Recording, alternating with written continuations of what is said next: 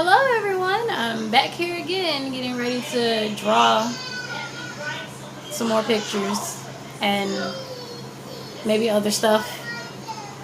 Excuse the silence because I might be a bit blank-minded today. Once again, I don't ever come here with a topic, so I'm just gonna go along as I go along, you know what I'm saying?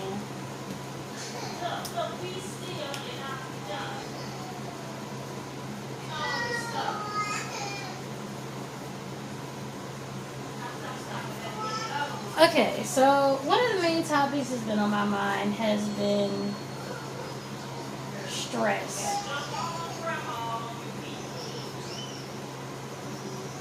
And how I've been through it here lately.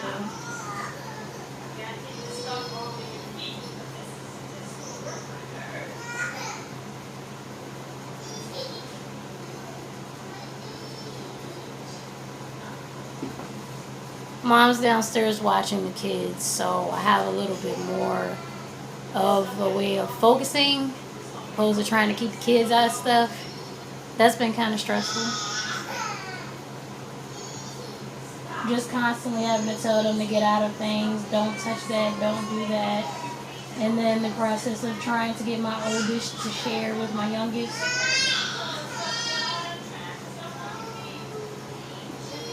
The best thing anybody can do is to try and de-stress. Most therapists would tell you to get to yourself and do breathing exercises. I don't know how to do them properly because I should have been practicing, but I really, don't. I think a thing called CBT, I think that's what it's called. It's either CPT or CBT. Don't give me the line, because I gotta research a lot more than what I've been doing.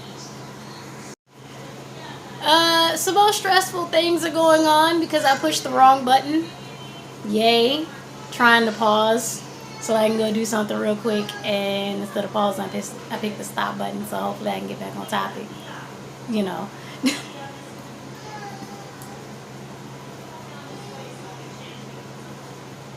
But yeah, it's either CPT or CBT, something like that, and I guess I'll call it an exercise for lack of an accurate word or more accurate word. I think it's something that you do when you're trying to reverse anxiety and depression and other forms of mental illness, or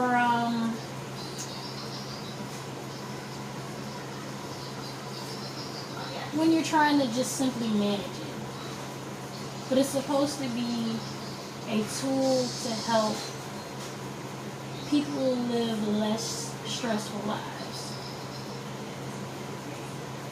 And the breathing exercises is part of CBT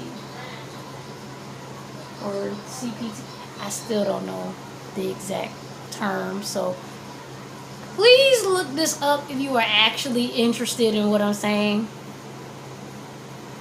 Don't just look at a daggone video and just take everybody's word for it, because some people forget things, like me, and some people mispronounce things. So look it up to be sure you're looking for the right thing, and in order to figure out if you're looking for the right thing, just pay attention to context clues. I think a lot of us have learned about context clues in school. And context clues help you figure out the meaning of a word. So in this case, you're still finding the meaning of a word, but you're also finding the meaning of the action that you plan to suggest that someone takes, because you might not need it. And sometimes we all have to realize that there's some things that we might not need, especially if you have a hypochondriac personality like me, where you see something on TV and then you think that thing is wrong with you. It's taken me a while to kind of rationalize my thought process to let me know that you might just need to see a doctor instead of just assuming everything's wrong with you. But I guess I have this mentality where it's like, I don't want to sit up here and say nothing could ever happen to me. Which is like one of the main phrases that people say when they say, never say never. And I feel like if I ever say never, then that's when the shit is going to happen to me.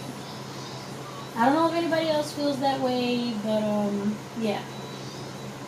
You're perfectly fine one day, then you say never, and then that's exactly what you got. You didn't set up here and got the booger wooger because you were cocky. And it doesn't make any logical sense either. But people tell you this.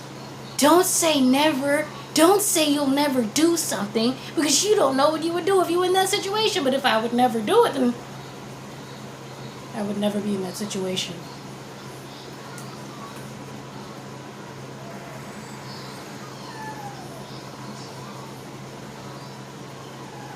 But yeah, you know. Never say never, but also continue to have a rational mind about things. It's the one thing that I'm still learning now. Having anxiety, which is a form of stress,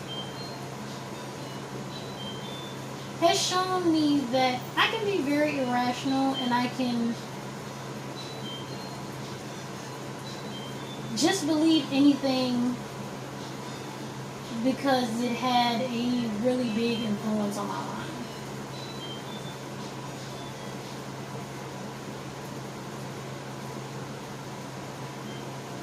And my anxiety also blocks me from learning anything.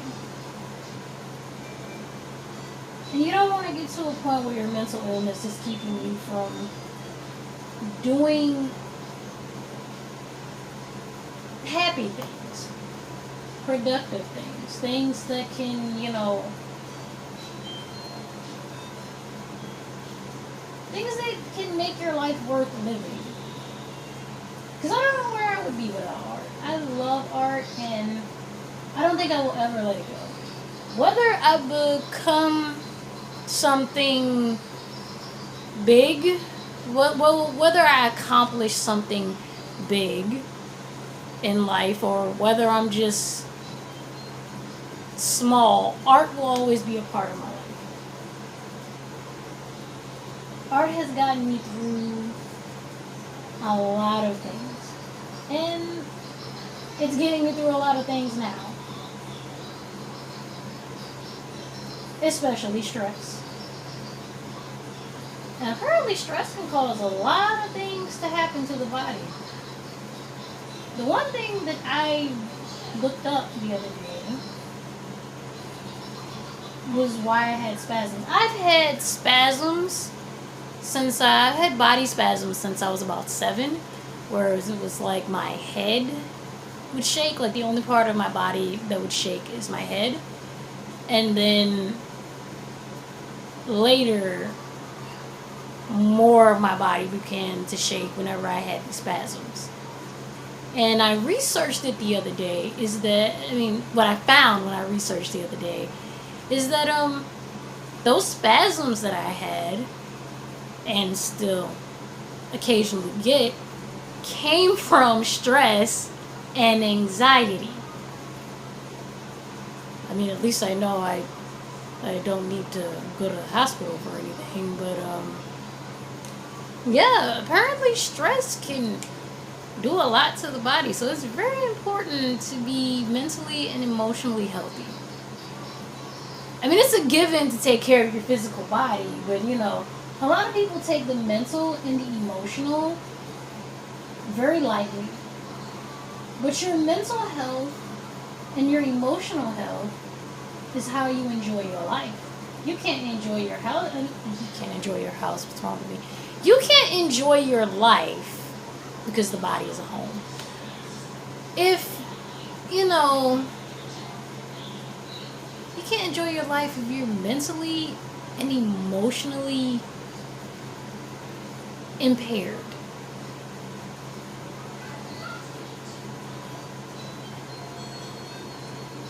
being emotionally healthy and being mentally healthy is just as important as being physically healthy. You have to have the trinity. As School Health Rock would say, bless you, Mom. 3 is a magic number. So you have your heart, soul, and body.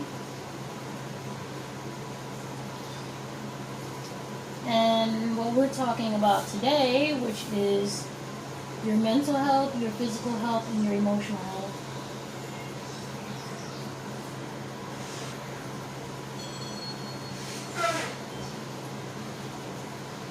Oh yeah, and whatever I don't finish in the video, I will most certainly be posting it online because I still have a lot to do with the kids and everything. So right now I'm just trying to talk about a topic and greet you guys because it's been a while since I've posted anything. And I'm trying to be more regular with it, you know what I'm saying?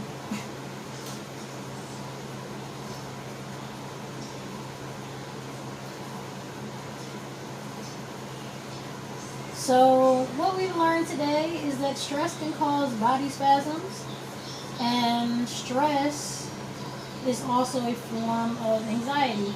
I believe depression is a form of stress too. It's just a form of stress where you are a lot more down than normal. And depression is also part of anxiety, just like I have.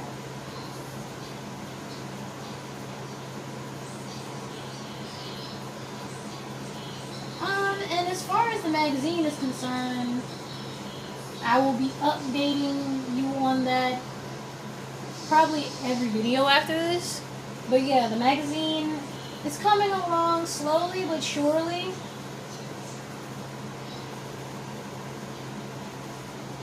And you know, right now I'm still trying to figure out what I'm going to do with articles, because articles are like the more complicated part, because articles involve a lot of research and a lot more non-fictional information. Because I mostly write fiction because I'm a comic book artist.